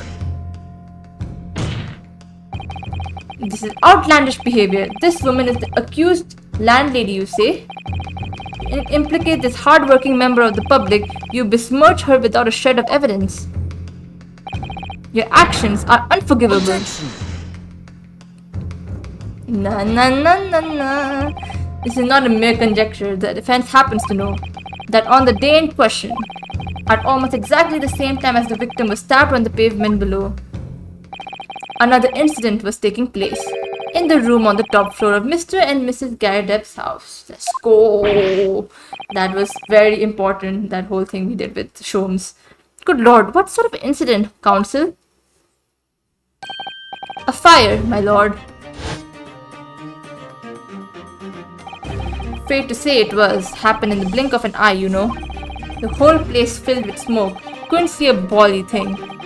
Didn't take long for the fire to spread, of course. The bally furniture started going up as well. Worst of it is I lost my favorite book called The Lion's Pride. Yeah, let's go. The Lion's Pride? By Jove, the very same title that the subject of this debate. Oh dear me. Objection!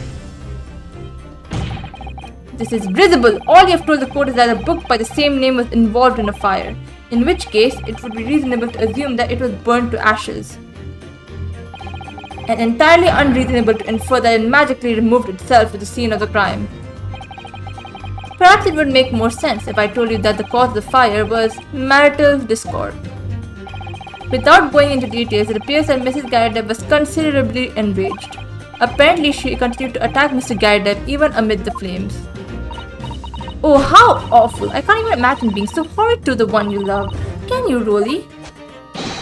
Absolutely not, sir. My Patricia would never raise a finger against me, sir. But you are choking him with the scarf. Had all my favorite old novels in that case. But as soon as the fire got a hold of them, that was it. Whoosh! Up and then the wife started hurling things at me. There was I back up against the window under heavy enemy fire. Incendiary books incoming 10 to the dozen. The man had his back up against the window and he had burning books thrown at him? Goodness gracious, are you suggesting that the book was thrown through a window and landed coincidentally at the scene of the crime? Objection! No, a thorough investigation of the surrounding area was conducted the very evening of the incident, and there is no report of the Garrett Depp's window pane being broken. That's quite true. We also saw no sign of broken glass when we visited the Garrett Depp's household. But is it not conceivable that the window was open at the time in... Not even remotely.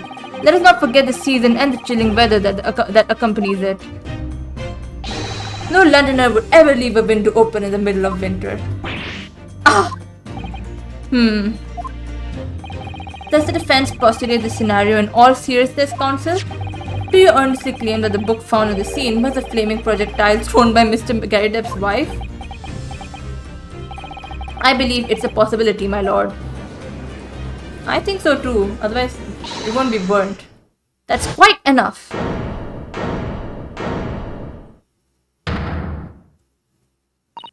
Well, I hope that everyone can see you for what you are now, you little foreign trickster. You call yourself a lawyer, but you're just a coward. A mean coward. Really? Claiming that our little tiff set the whole neighborhood alight, honestly. Implying that I'm merely posing as a maid for appearance's sake. How could you? It's nothing to do with this beastly case, not any of it. All you've done is sully our family's name. No, I assure you that was never my intention. Dragging an upstanding citizen's name through the mud simply to divert attention from your failing defense. I should box your ears, that's what I should do. It's utterly unforgivable. Too right. Here we go. How long have we sat here now listening to this Nipponese spouting out his fancy foreign theories? But think about it. At the end of the day, the only person who could possibly have stabbed the victim is that little hunchback with the mustache, and he ran away from the scene too. I do declare you're right. It's true. Yes, with what did I tell you? Makes sense to me. Sorry? What's that? Well, it would appear that the ladies and gentlemen of the jury are once again in full agreement. I hate Mrs. Gary Deb. She's a piece of shit. She's also very piece of shit to her husband. You throwing projectiles to your husband with fire, that's insane. Oh god. What is your position, Lord Van Zeeks? In truth, my lord, I feel these have been unnecessarily protracted proceedings. But then one must always exercise patience in order to savor the best vintage. No, wait! The mystery of the food book still hasn't been...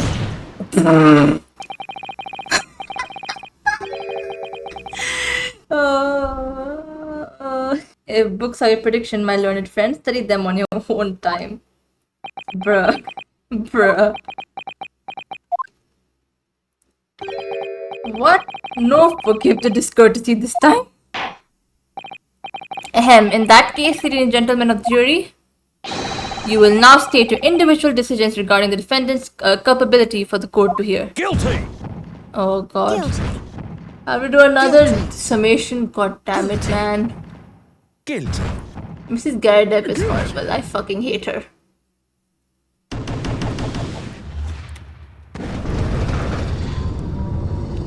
And Bruce Fairplay as well. He's a piece of shit. Thank you for the unambiguous response. That's twice now. It's over. Mr. Narhodo, don't give up. Mr. Zato, have you forgotten? The battle isn't over yet. You're not suggesting. Of course, the defense has the right to another summation examination at this point. You could still convince the jurors to change their minds. You have one more chance. My lord, the defense asked to exercise its right to summation examination. You believe you still have tricks up your sleeve? I don't intend to trick anybody. I intend to uncover the truth. This is no time to be downcast. As long as there's a chance, I have to stay strong and determined. Oh. To be continued. Okay, finally. Holy shit, man. My throat's dying. Actually dying. Ay, these court trials are insane. Another summation. God damn it.